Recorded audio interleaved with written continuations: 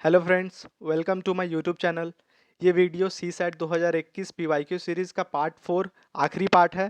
Part 1, part 2, part 3 already मेरे channel पे uploaded है। उसका लिंक डिस्क्रिप्शन पे भी मिल जाएगा। पहले आप वो तीनों पार्ट देखिए और ये चौथा पार्ट मैं स्टार्ट करने जा रहा हूँ। डायरेक्टली चलते हैं क्वेश्चन से।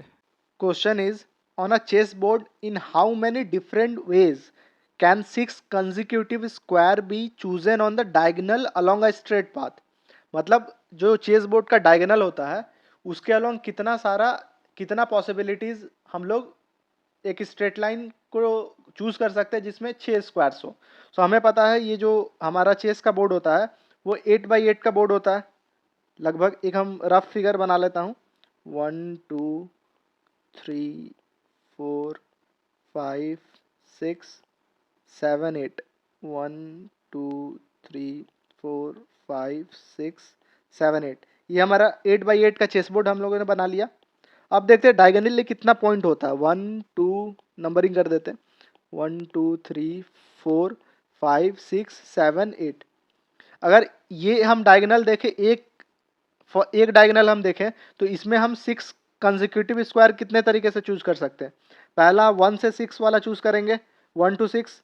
ये वाला 1 से लेकर 6 तक चूज होगा। दूसरा 2 से लेकर 7 तक चूज कर सकते हैं। तीसरा हम लोग 3 से लेकर 8 तक चूज कर सकते हैं। ये हमारा केवल एक डायगोनल में हम 3 ही चूज कर सकते हैं। और हमारा सेम टू सेम दूसरा डायगोनल ऐसे बनेगा, इसमें भी 3 होगा। पहला में 3 है तो दूसरा में भी 3 है। और हमें पता है इसमें केवल 2 ही डायगोनल होता है। तो टोटल नंबर ऑफ पॉसिबल कितना होगा कि 6 स्ट्रेट स्क्वायर हम चूज कर रहे हैं along the diagonal, that is 3 + 3 that is 6। So answer हमारा हो जाएगा simple B, 6। Question number 65। In the series, ये एक आपको सीरीज दिया हुआ है। Fill fill the 6 blanks using one of the following given 4 choices such that the series follows a specific order. So मैं एक अप्रोच बताऊंगा इस सीरीज को कैसे हम लोग अप्रोच करेंगे, हमारा स्टेप बाय स्टेप प्रोसेस क्या होगा। पहले हम यहाँ सीरीज को लिख लेते हैं। हमारा डैश है, बी है, बी के बाद डैश है हमारा,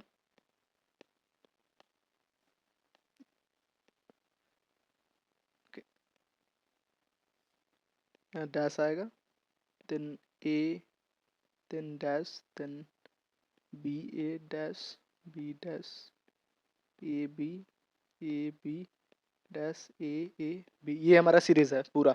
सो इसमें सबसे पहले क्या करते हैं ना कि टोटल काउंट कर लेते हैं। सो हमारा काउंट कर लेंगे 1 2 3 4 5 6 7 8 9 10 11 12 13 14 15 16 17 18। ये टोटल हमारा 18 लेटर है। सो 18 लेटर करते इसे सबसे पहले हम क्या करेंगे कि 18 लेटर को 9 में डिवाइड कर देंगे।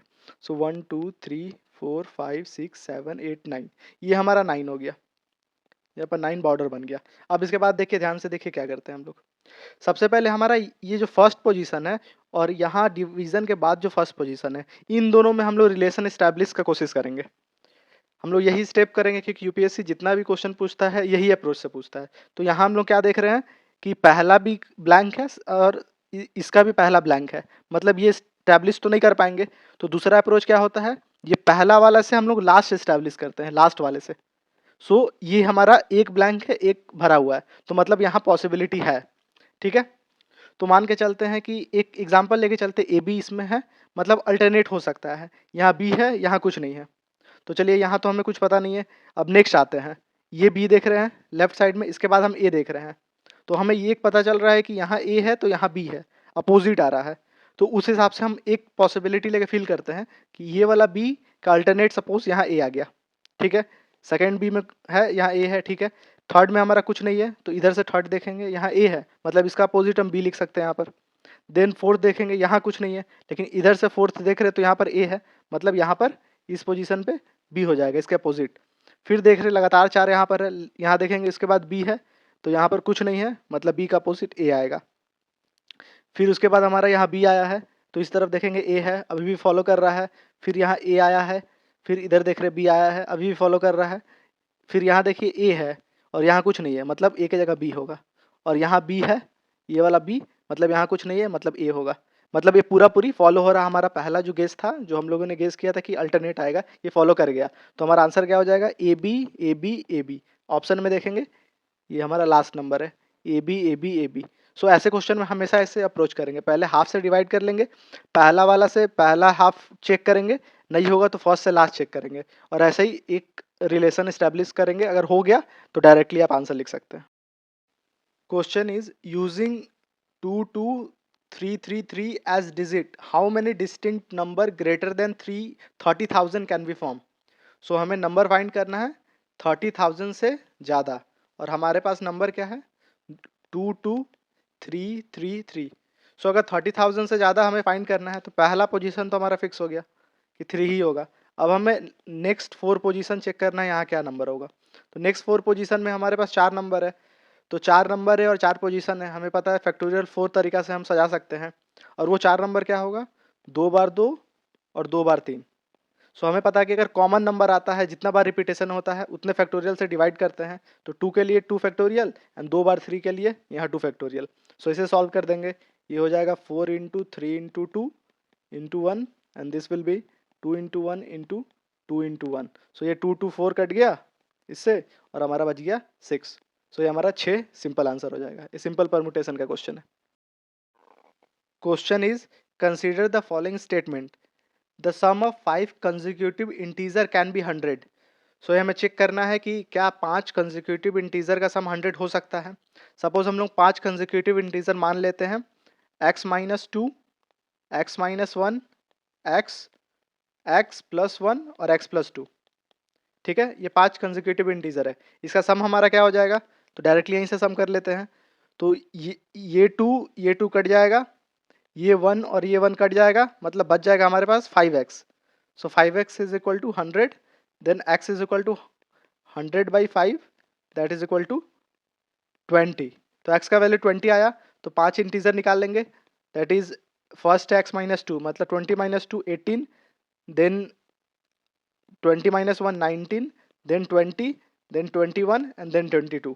सो ये 5 इंटीजर है जिसका सम 100 आ रहा, मतलब पहला स्टेटमेंट सही है। सेकेंड स्टेटमेंट है the product of 3 consecutive natural number can be equal to their sum. So ये तो आपको पता है कि 1 2 3 इसका प्रोडक्ट और सम दोनों बराबर होता है, दैट इज इक्वल टू 6। ये ऑलमोस्ट सभी यूपीएससी के क्वेश्चन में ये वाला चीज़ दे ही देता है, तो आप ये बता सकते हैं सेकेंड भी सही है। सो इसका आंसर हो जाएगा both 1 and 2। Question is a cubic vessel of side 1 metre is filled with completely with water, how many milliliters of water is contained in it, neglect thickness of vessel। सो ये simple volume और conversion का question है। Suppose cubic vessel है, उसका side 1 metre है, तो volume का formula क्या होता है, हमारा साइड क्यूब, दैट मीन्स यहाँ 1 मीटर क्यूब इसका वॉल्यूम आ गया। और हमें पता है कि 1 मीटर क्यूब को अब लीटर में कन्वर्ट करेंगे, तो 1 metre cube is equal to 1000 litre होता है, ये पता है। एंड नाउ हमें पूछा है हाउ मेनी मिली लीटर्स। सो ये भी पता है कि 1 लीटर इज इक्वल टू हमारा 1000 मिलीलीटर होता है, तो 1000 लीटर को मिलीलीटर में कन्वर्ट कर देंगे तो 10 टू द पावर 60 आ जाएगा इस पे, 30 एंड 30 60 मिलीलीटर। सो ये सिंपल हमारा आंसर हो जाएगा। देख लेंगे 6 जीरो कहाँ है, लास्ट वाले ऑप्शन में 1 2 3 4 5 6। सो डी हमारा आंसर हो जाएगा। Question is there are 6 person arranged in a row, another person has to shake hands with 3 of them so that they should not shake hand with the 2 consecutive person, in how many distinct possible combination can be handshake। Suppose 6 person है, 1 2 3 4 5 6, हम numbering कर देते हैं 1 2 3 4 5 6। Now मैं possible combination लिखते जाता हूँ। Suppose पहले वाले से हैंडशेक किया, देन नेक्स्ट पॉसिबिलिटी है थर्ड से हैंडशेक करेगा, थर्ड के बाद एक फिफ्थ का पॉसिबिलिटी है। सो ये पॉसिबिलिटी है, सेकंड पॉसिबिलिटी फर्स्ट, थर्ड है, देन सिक्स्थ का, ये सेकंड पॉसिबिलिटी हो गया, ये फर्स्ट है सेकंड। नाउ अब तो थर्ड के बाद हम फोर्थ चेक करते हैं कि ये फर्स्ट से हैंडशेक करेगा, देन ये फोर्थ से हैंडशेक करेगा, देन सिक्स, ये भी एक पॉसिबिलिटी है। अभी भी 2 कंसेक्यूटिव हैंडशेक नहीं हुआ है। अब सपोज हम लोग फर्स्ट से करा देते हैं और फोर्थ के बाद अगर फिफ्थ से करा देते हैं तो सिक्स्थ वाला तो नहीं हो पाएगा, कंसेक्यूटिव हो जाएगा, तो ये वाला हमारा केस नहीं काउंट होगा। अब मतलब फर्स्ट वाले से पॉसिबल नहीं है। अब आते हैं सेकंड पे, सेकंड वाले से अगर हैंडशेक कराए तो हमारा नेक्स्ट पॉसिबिलिटी 4 है, और 4 के बाद कराए तो नेक्स्ट पॉसिबिलिटी 6 है, मतलब यही एक पॉसिबिलिटी बनता है 2 से भी। इसके अलावा आगे हम लोग नहीं जा सकते। अगर हम थर्ड से कराते हैं तो थर्ड के बाद हमें फिफ्थ से ही कराना होगा, और फिफ्थ के बाद कोई ऑप्शन नहीं है, मतलब थर्ड से आगे भी हम लोग ये नहीं करा सकते। और फोर्थ से कराएंगे तो आगे हमारे पास नंबर ही नहीं मिलेगा। तो अभी तक जितना पॉसिबिलिटी मिला है वही हमारा आंसर हो जाएगा। सो 1, ये 1 हो गया, ये 2 हो गया, ये 3 हो गया, ये 4 हो गया। सो हमारा केवल 4 पॉसिबिलिटी ऐसा है कि बिना कंसेक्यूटिव हैंडशेक किए 6 से 3 जान से हैंडशेक कर सकता है in this with the 6 person.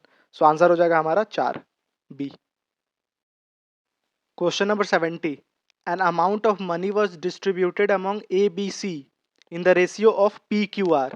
So A, B, C हमारा रेशियो है P is to Q is to R। Statement देखते हैं। पहला स्टेटमेंट है A gets maximum share if P is greater than Q plus R। अगर P जो है ये ग्रेटर है Q प्लस R से A, तब A मैक्सिमम शेयर मिलेगा। ये तो बट ऑब्वियस है, क्योंकि P अगर इंडिविजुअल भी अगर Q और R से बड़ा हो जाता है, सपोज Q 2 है, 3 है, R 4 है, अगर Q 5 भी हो जाता, P 5 भी हो जाता है, तो बट ऑब्वियस है ये रेशियो में ज़्यादा है दोनों से, इसे ज़्यादा मिलेगा। और तो यहाँ तो Q प्लस R दिया है तो P बट ऑब्वियस है कि इसे ज़्यादा मैक्सिमम शेयर मिलेगा। तो पहला स्टेटमेंट हमारा सही होता है। सेकेंड स्टेटमेंट देखते हैं, C gets minimum share if R is less than P plus Q। मतलब बोल रहा है कि R अगर less than P plus Q है तो R जो है वो मिनिमम शेयर R को मिलेगा। सो एक हम सिचुएशन लेके चलते हैं। सपोज R का वैल्यू हम 3 ले लेते हैं और P का वैल्यू हम 7 लेते हैं एंड Q का वैल्यू सिर्फ 1 लेते हैं। सो इस कंडीशन में ये इक्वेशन सेटिस्फाई हो रहा, 3 लेस देन 8, बट यहाँ पर मिनिमम शेयर Q को मिल रहा है, R को नहीं मिल रहा। R का सेकेंड मैक्सिमम या सेकेंड मिनिमम शेयर है। तो ये जो सेकेंड स्टेटमेंट है ये गलत हो जाता है इस सिनेरियो में। मतलब हमारा इसमें केवल स्टेटमेंट नंबर 1 सही है। सो आंसर हो जाएगा A, 1 only. Question is a pie diagram shows the percentage distribution of protein, water and other dry element in the human body given that protein correspond to 16%। तो यहाँ हम लिख देते हैं protein is 16%, water correspond to 70%, water correspond to 70%। So हमें पता है यहाँ पर कि protein, water and other dry element. So other dry element को ODE लिख देते हैं। ये कितना हो जाएगा हमारा 70%, 16, 86 हो गया ये हमारा। तो हमारा बच जाता है 14%, बिकॉज ये तीनों मिलकर ही हमारा ह्यूमन बॉडी का कंपोजिशन दिया हुआ है। तो ये हमें तीनों का डेटा आ चुका है। नेक्स्ट देखते हैं, if both protein and other dry element correspond to P%। मतलब P% किसे बोला गया है, प्रोटीन और अदर ड्राई एलिमेंट। प्रोटीन 16 है एंड अदर ड्राई एलिमेंट हमारा ये 14 है। सो P% मतलब 30%। ये हमारा आ चुका है। अभी तक पूछा क्या है, then what is the central angle of the sector representing P on the pie diagram. Suppose ये पाई डायग्राम है, मान के चलिए हमें ये पाई डायग्राम में 30% निकालना है। तो हमें सपोज ये हमारा एंगल होगा, ये एंगल हमें निकालना है। ये जो एरिया होगा ये 30% होगा और बाकी जितना एरिया है ये 70% है। और हमें पता है कि ये टोटल जो सर्कल होता है ये 360 डिग्री का होता है। तो यहाँ हमें ये पता चलता है कि 100% 360 डिग्री को रिप्रेजेंट करेगा। इसका मतलब है 1% 360 बाई 100 डिग्री रिप्रेजेंट करेगा। तो हमें निकालना कितना, 30% कितना डिग्री रिप्रेजेंट करेगा। तो 30% कितना करेगा, 360 बाई 100 इंटू 30। सो ये कितना हो जाएगा हमारा, ये 0 0 गया, 0 0 गया, तो 36 इंटू 3 दैट इज 8 1 10। मतलब 108 डिग्री हमारा 30% रिप्रेजेंट करेगा। मतलब ये जो एंगल होगा ये 108 डिग्री का एंगल होगा। हमारा ऑप्शन नंबर ये हो जाता है सी, 108। Question is Joseph visit the club on every 5th day, Harsh visit on 24th day, while Sumit visit on 9th day. तो जोसेफ जो है वो हर 5th डे पे विजिट करता है, Harsh 24 and third is Sumit is on 9th day. ठीक है, all 3 of them meet at the club on a Sunday. So तीनों संडे को मिलते हैं क्लब में। Then on which day will 3 of them meet again. So एक संडे को उन लोग मिल लिए। अब क्वेश्चन पूछा गया है कि नेक्स्ट, ये पैटर्न के हिसाब से, ये जो हमारा पैटर्न दिया है 5, 24 और 9, इस हिसाब से नेक्स्ट डे वो कब मिलेंगे। सो ऐसा जब भी क्वेश्चन होता है कि 2-3 नंबर है जो एक पर्टिकुलर पॉइंट पे मिला है और नेक्स्ट पॉइंट कब मिलेगा, तो ये ऐसे क्वेश्चन को पता है अपने को एलसीएम निकालना होता है। सो हम लोग ये तीनों नंबर का एलसीएम निकालेंगे पहले। 5, 9 एंड 24। सो एलसीएम पता है, ये 3 से आप इसे ले जा सकते हैं, तो ये 3 हो जाएगा, ये 8 हो जाएगा। सो ये तीनों नॉर्मल नंबर है, तो अब हम नॉर्मली मल्टीप्लाई कर देंगे 3 into 5 into 8। So this will be 9 into 8 × 40। सो 9 चौके 36, मतलब 360 एलसीएम हो गया। ये हमारा एलसीएम है। अब हमें पता है कि अगर नंबर ऑफ डेज निकालना है तो हम लोग 7 से डिवाइड करते हैं, बिकॉज अगर आज संडे है तो इसके 7वें दिन एग्जैक्टली संडे होगा, तो 360 को हम 7 से डिवाइड करेंगे। सो 7 बचे 35, 1 बचेगा और 0।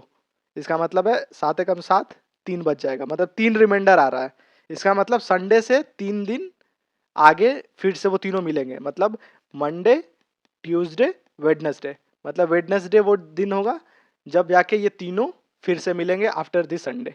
सो हमारा ऑप्शन नंबर बी है। सो ये आंसर हो जाएगा। Question is the difference between 2 digit number and the number obtained by interchanging the position of the digit is 54। सो सबसे पहले इसे डिकोड करते हैं। तो 2 डिजिट नंबर मान लेते ए बी हमारा नंबर है, एंड सेकेंड नंबर है by interchanging the digit, B A हमारा इंटरचेंज कर दिए, एंड द डिफरेंस बोला है इसका, डिफरेंस हमारा 54 हो गया। मतलब ये हमारा इक्वेशन दिया हुआ है। उसके बाद 2 स्टेटमेंट दिया हुआ है। The sum of the 2 digit of the number can be determined only if the product of the 2 digit is known and the difference between the 2 digit of the number can be determined. So 2 equation हमारा दिया है। तो अब हम try करते हैं इसे decode करने का। तो अब समझिए इसे डिकोड कैसे करते हैं। पहले वाले डिजिट को हम लिख सकते हैं 10a प्लस बी, और दूसरे वाले डिजिट को हम लिख सकते हैं 10b प्लस ए। ये 2 लिख सकते हैं। कैसे लिखते हैं मैं बता देता हूँ। जैसे 56 है, इसे हम 5 इंटू 10 प्लस 6 तो लिख सकते हैं ना। ये हमारा 50 हो गया प्लस 6, दैट इज 56। सो इस हिसाब से ये 2 हम लोगों ने लिख लिया। अब ये माइनस है, तो इसको हम लोग माइनस कर देंगे दोनों को, और ये माइनस हमारा 54 होना चाहिए। सो हम लोग यहाँ साइड में लिखते हैं 10a प्लस बी, और नीचे वाला दोनों माइनस में आ जाएगा, minus 10b minus A, that is equal to 54। ठीक है, यहाँ से ए बी है, 10 कॉमन ले रहे हैं इन दोनों में से। सो हमारा a माइनस बी हो गया, और यहाँ से माइनस ए है और ये b है। तो अगर हम -1 कॉमन ले लेते हैं तो हमारा ये a हो जाएगा और ये b माइनस बी हो जाएगा, that is equal to 54। Then a minus B common हो गया और 10 - 1 कॉमन हो जाएगा, तो a माइनस बी और 10 - 1। सिंपल मैं इक्वेशन सॉल्व कर रहा हूँ। That is equal to a minus B, ये हमारा 10 - 1 9 होगा, तो हम 54 तरफ लेते जाते हैं। 54 डिवाइडेड बाई 9, सो ये 9 into 6, that means a minus B का वैल्यू हमारा 6 आ गया। सो पहला जो हमारा इक्वेशन दिया है, डिफरेंस ऑफ 2 डिजिट, ये जो दिया हुआ है, ये तो चलिए इस हिसाब से हमको डिफरेंस तो पता चल गया, a माइनस बी का डिफरेंस 6 है। सो हमारा क्वेश्चन क्या दिया है, the sum of the 2 digit of the number can be determine only if the product of the 2 digit is known. Suppose अभी तक हमारे पास ये इन्फॉर्मेशन है। अब इस इन्फॉर्मेशन से क्या हम लोग नंबर निकाल सकते हैं, नंबर गेस कर सकते हैं। सो सपोज हमारा a माइनस बी 6 है, तो हमारा पॉसिबल सॉल्यूशन क्या होगा, यहाँ हम देखते हैं। 1 2 3 4 5 6 7 8 9, ये 9 है। अब a माइनस 6, हम a माइनस बी 6 रखना है, तो हमारा पॉसिबल कॉम्बिनेशन इसमें से हम लोग क्या रख सकते हैं, a और b का। 1 और 7 पहला, दूसरा रख सकते हैं 2 और 8, और तीसरा रख सकते हैं 3 और 9। ये 3 पॉसिबल ही सॉल्यूशन हमारा होगा। अब हम ये वाले इक्वेशन में फिट करते हैं a माइनस बी और b माइनस ए में। पहले हम 17 लेते हैं, तो ऊपर तो बड़ा ही होगा, मतलब 71 माइनस 17, ये हमारा हो गया 7 4 11, और 6 में से गया 5, ये 54 आ रहा है, मतलब पहला फिट हो रहा है। सेकंड देखते हैं 82 का, 82 माइनस 28, तो ये 8 4 12, और 7 में से 2 गया 5, ये 54 हो रहा है। और नेक्स्ट हमारा 93 माइनस 39, सो ये 9 4 बचा, और इसमें से 8 में से 3 गया 5। इसका मतलब है तीनों नंबर हमारा पता चल जा रहा है। इसका मतलब है अगर हम सम ऑफ डिजिट निकालना चाहें, the sum of the 2 digit of the number can be determine only. तो अगर हमें कुछ सिर्फ इतना ही डेटा पता है, हमें मल्टीप्लिकेशन सम नहीं भी पता है, सॉरी हमें प्रोडक्ट, ये वाला प्रोडक्ट नहीं भी पता है, तब भी नंबर हमें पता चल जा रहा है। हमारा नंबर, ये तीनों नंबर पॉसिबल है। सो इसका मतलब पहला स्टेटमेंट गलत है। अब आते हैं दूसरे स्टेटमेंट पे। The difference between the two digit of the number can be determine. ये तो हम लोग ने डिफरेंस निकाल ही लिया, मतलब ये स्टेटमेंट सही है। मतलब इसका आंसर हो जाएगा 76 का आंसर हो जाएगा बी ओनली। फर्स्ट इसलिए नहीं हुआ कि हम लोगों ने बिना कुछ इन्फॉर्मेशन के तीनों डिजिट फाइंड आउट कर लिया कि ऐसा पॉसिबल कॉम्बिनेशन कितना में बनेगा, और पॉसिबल कॉम्बिनेशन ए बी का पता चल गया तो उसका सम भी हम लोग निकाल सकते हैं। मतलब एक्सप्लिसिटली हमें प्रोडक्ट का कोई जरूरत नहीं है। सो इसीलिए फर्स्ट स्टेटमेंट गलत है, ओनली सेकंड स्टेटमेंट हमारा सही है। Question is X said to Y at the time of your birth I was twice as old as you are at present. Suppose ये टाइम फ्रेम का एक हम ग्राफ बना लेते हैं कि यहाँ पर सपोज वाई का बर्थ हुआ था और ये प्रेजेंट मोमेंट है, एंड प्रेजेंट मोमेंट में वाई का जो एज है वो है पी। इसका मतलब है ये इस पॉइंट ऑफ टाइम पे जब वाई 0 ईयर का था, इस पॉइंट ऑफ टाइम पे एक्स का एज था वाई का present age into 2, that means 2p। और ये हमारा ड्यूरेशन कितना हो जाएगा, p हो जाएगा, क्योंकि y यहाँ 0 ईयर का था, यहाँ p है तो ये p ईयर हो गया। मतलब करेंट x का एज कितना हो गया 3p, और y का एज करेंट है p। सो ऐसे हम लिख रहे हैं if present age of x is 42 year, मतलब 3p is equal to 42 year. तो यहाँ से p हमारा निकल जाएगा 42/3, दैट इज 14। सो p का वैल्यू 14, मतलब y करेंटली 14 ईयर का है। ये हमारा आ चुका है। अब नेक्स्ट स्टेटमेंट पे आते हैं। 8 years ago the age of x was 5 times the age of y। अब दो सिनेरियो देख लेते हैं यहाँ पर हम। सपोज ये x है, ये y है, और हमें क्या बोल रहा है, current age x and y का लिख लेते हैं। x का करेंट एज हमारा कितना है 42 है, एंड y का current age p that means 14 है। सो 8 years ago, मतलब 8 years ago, तो 8 years ago 42 minus 8 that means 34, और 14 minus 8 that means 6। So statement क्या है, x was 5 time the age of y। So 6 5 time नहीं है, ये सिंपल दिख रहा है, मतलब स्टेटमेंट 1 गलत है। अब आते हैं हम लोग स्टेटमेंट नंबर 2 पे। 14 ईयर्स आफ्टर, सो 14 ईयर्स प्लस कर लेते हैं यहाँ पर। सो 14 ईयर प्लस मतलब 42 प्लस 14 56 हो जाएगा, एंड 14 प्लस 14 28। क्वेश्चन क्या पूछा है, the age of X would be the 2 times age of Y. तो यहाँ दिख रहा है एक्स का एज 56 है, जो एग्जैक्टली 2 टाइम है 28 का। 28 इंटू 2 इज इक्वल 56, मतलब सेकंड स्टेटमेंट हमारा यहाँ सही है। सो हमारा आंसर हो जाएगा यहाँ पर only 2 statement, only 2 is the right one. Question is if the price of an article is decreased by 20% and then the new price is increased by 25%। सो ऐसे क्वेश्चन में सभी लोग क्या करते हैं कि पहले एक्स ले लेते हैं, एक्स के रेफरेंस में चीज़ें बनाते हैं। लेकिन मैंने लास्ट वीडियो और बहुत सारे वीडियो में बताया है कि जब भी ऐसा क्वेश्चन आए तो आपका मेन पर्पस है जल्दी से कैलकुलेट करके आंसर देना, ना कि प्रोसेस वाइज चीज़ें बनाना। तो इसमें आप डायरेक्टली 100 को रेफरेंस मान के हर ये परसेंटेज कैलकुलेट कर सकते हो। सपोज 100 हमारा रेफरेंस पॉइंट हो गया। सो सबसे पहले क्या दिया हुआ है यहाँ पर, the price of an article is decrease by 20%, मतलब 100 का 20% कितना होता है 20। सो डिक्रीज बाई 20 मतलब 100 माइनस 20, तो नेक्स्ट प्राइस हमारा कितना हो गया होगा 80। नेक्स्ट आते हैं, the new price is increase by 25%। सो 80 का 25% कितना हो जाएगा, 80 का 25% आप निकाल लीजिए, 80 इंटू 25/100, ये हमारा 4 हो जाएगा और ये हमारा 20 हो जाएगा। इसका मतलब 80 का 25% 20 हो जाएगा। सो द नेट प्राइस क्या होगा 80 प्लस 20 दैट इज 100। अब पूछा क्या है, then what is a net change.